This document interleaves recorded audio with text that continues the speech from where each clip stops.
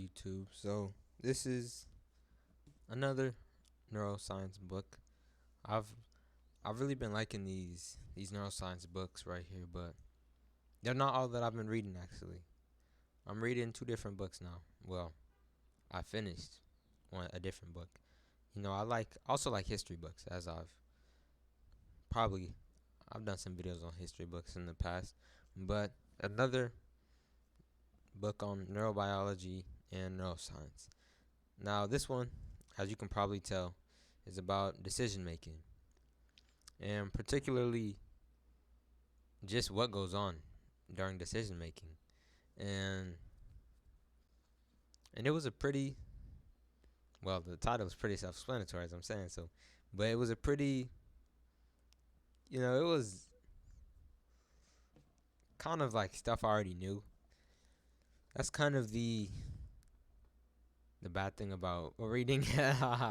It's like you read all the information and you know all the information, and then everything else kind of like repeats it up. So I don't know. Well, I do know. Maybe if there's an intermediate neurobiology book that you may know about, send me the name, and I'll definitely check it out because while obviously there's some different ones that I don't know about, but these ones are they're pretty much kind of all saying the same thing.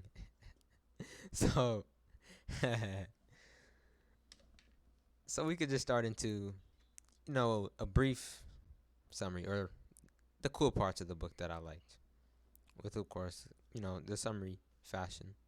So the brain, the what the author called it, the Kelly.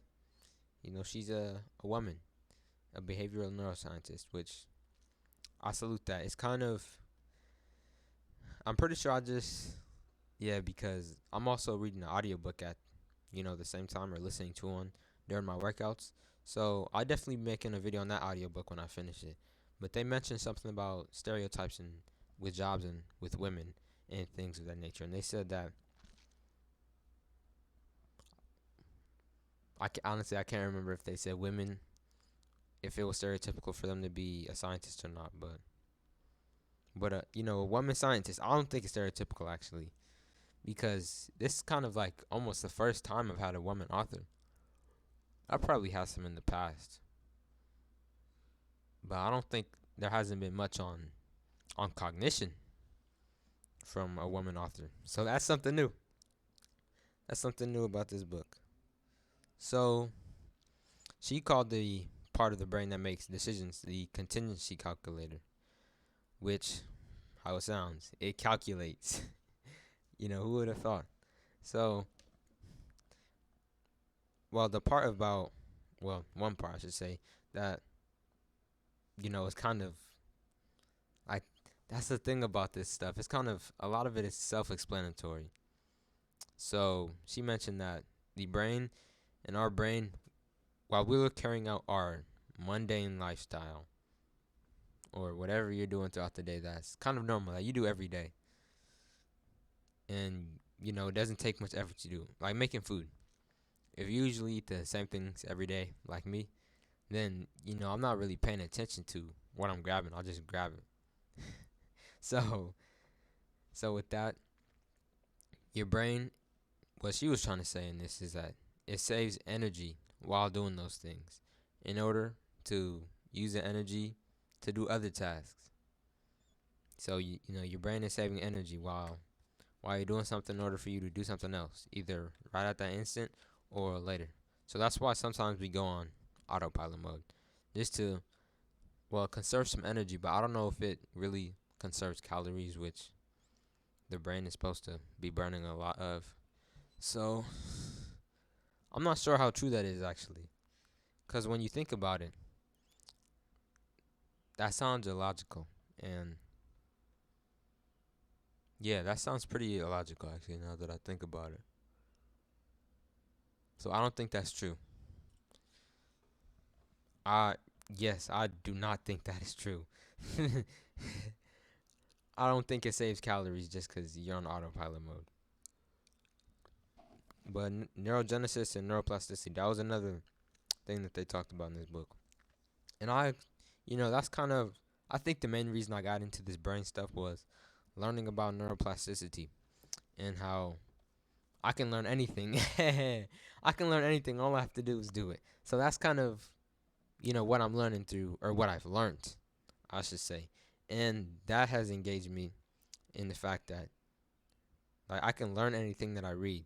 So, like, I just any book, even if I didn't know about neuroplasticity, if you right now you pick up a hard book and you read it all the way through, just word for word, you don't even have to speed read it, and you read it word for word, at the end you'll know more than you did than when you started the book, even if you're confused. Trust me, cause that has happened to me. I'm not sure how many times, but multiple. Maybe less than a handful, but at the end of the book, it just all comes together. And even if it doesn't come together, if you know 50% of a hard book, that's better than knowing 0%. Like a textbook, for example. I mean, I don't know who will read through. I don't know anybody but myself, I should say, that will read through a textbook for fun. Because the first book I ever picked up was a textbook, a cognitive neuroscience textbook. And I read that, like, I literally loved that book. And I don't even know if I'm able to call it a book because it was pretty much, like I said, a textbook. So, but I should say. But you could pick up a textbook, and it doesn't have to be a hard one. It doesn't even have to, well, because when I think of textbook, I think of a math related book.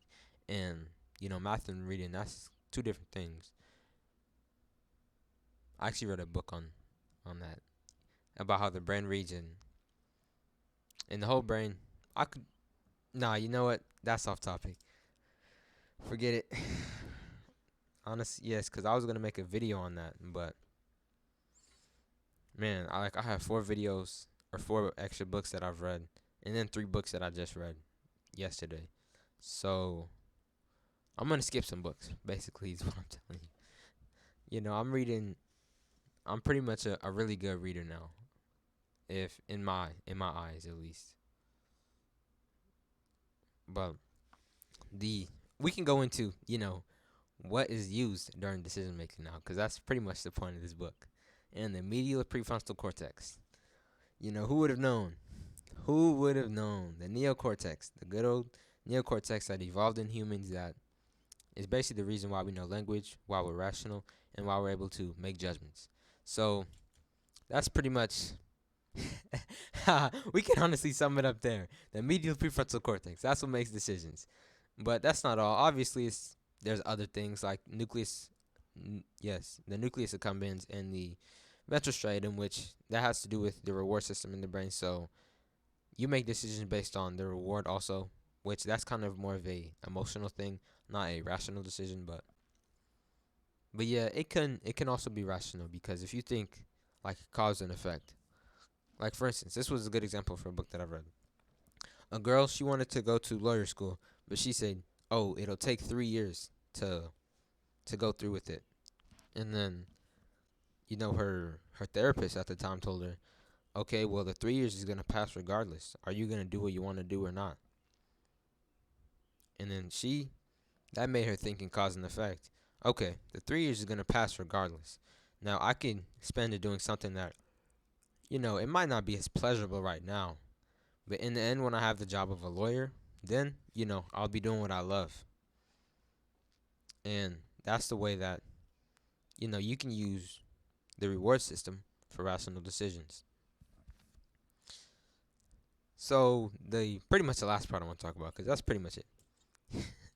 you know, Basically, and also, oh, of course, the hypothalamic pituitary adrenal, which sends, of course, the dopamine and serotonin.